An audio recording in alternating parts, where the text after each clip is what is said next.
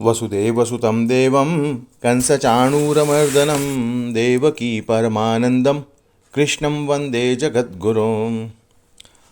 सत्संग में आए सभी गीता प्रेमियों और सज्जनों, आपका हार्दिक अभिनंदन। सज्जनों, बहुत से भक्तों ने यह प्रश्न किया कि ज्योतिष की प्रामाणिकता क्या है, क्या ज्योतिष शास्त्र वास्तव में कोई शास्त्र है, क्या ज्योतिष से बातें जो भी लोग बताते हैं क्या वो सत्य होती है। मैं आपको बार बार कहता हूँ, मैं तो गीता पाठी हूँ। तो गीता में ज्योतिष के बारे में क्या कुछ बताया गया है, ऐसा प्रश्न कुछ भक्तों में किया।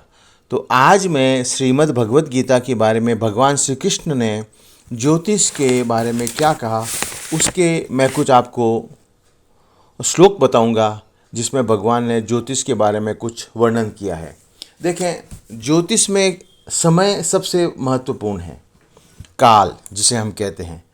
तो भगवान ने क्या कहा है, 10वें अध्याय का 30वां श्लोक, कालः कलयतामहम, यानी समय मैं ही हूँ। गणना करने वालों में काल जो है वो मैं ही हूँ। और समय जो दिन और रात बनते हैं उसमें सबसे महत्वपूर्ण ग्रह जो हमारे ब्रह्मांड में है वो कौन है, सूर्य है।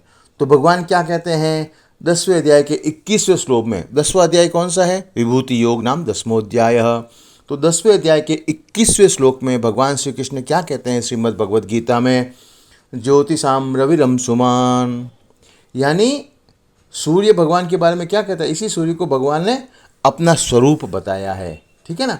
अब देखें, ज्योतिष में, ज्योतिष जानने वालों को मालूम है कि ज्योतिष में नक्षत्र बहुत महत्वपूर्ण होते हैं। ज्योतिष में 27 नक्षत्र बताए गए हैं और अभिजीत नाम का 28वां नक्षत्र बताया गया है। तो भगवान नक्षत्रों के बारे में क्या कहते हैं, वही 10वें अध्याय के 21वें श्लोक में, नक्षत्राणामहं शशि। भगवान क्या कह रहे हैं, नक्षत्राणामहं शशि। अब देखें, और भी आप इसके बारे में थोड़ी सी चर्चा मैं आपके साथ करना चाहूँगा कि 2.25 नक्षत्रों की एक राशि होती है और इस तरीके से 27 नक्षत्रों की 12 राशियाँ होती है।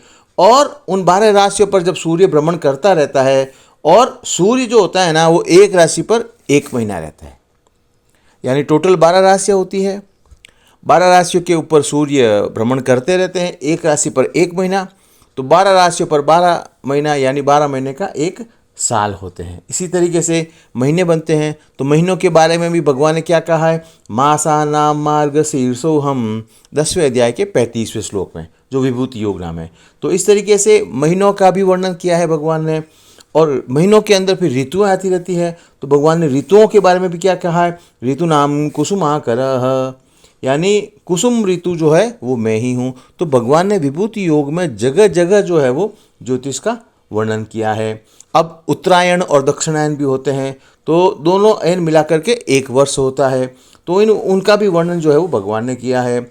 अभी लाखों वर्षों का एक युग होता है, तो भगवान ने उसका भी वर्णन किया है, संभवामि युगे युगे, 4थे अध्याय का 8वां श्लोक। तो भगवान ने जगह जगह पर समय की, काल की, नक्षत्रों की, महीनों की, महीनों में उत्तरायण और दक्षिणायन की, इस तरीके से वर्णन किया है।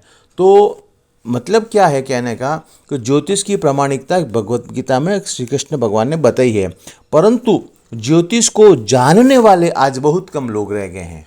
इस कारण लोग ज्योतिष के ऊपर विश्वास नहीं करते हैं। बाकी ज्योतिष शास्त्र अपने आप में संपूर्ण सत्य को लिए हुए हैं। जो भी व्यक्ति ज्योतिष शास्त्र का अध्ययन करता है और सत्यता के साथ अध्ययन करता है और उसके हिसाब से लोगों को फल बताता है, तो उसकी बातें 100% सही होती है। तो ज्योतिष शास्त्र को आप ऐसे हल्के में नहीं लेना चाहिए। और ज्योतिषी जो अच्छा ज्योतिषी है, सच्चा ज्योतिषी है, वो हमेशा ज्योतिष का जब वो अच्छा अध्ययन करता है तो ही वो ज्योतिष का सही बात जो है वो किसी को बता सकता है। धन्यवाद। जय श्री कृष्ण।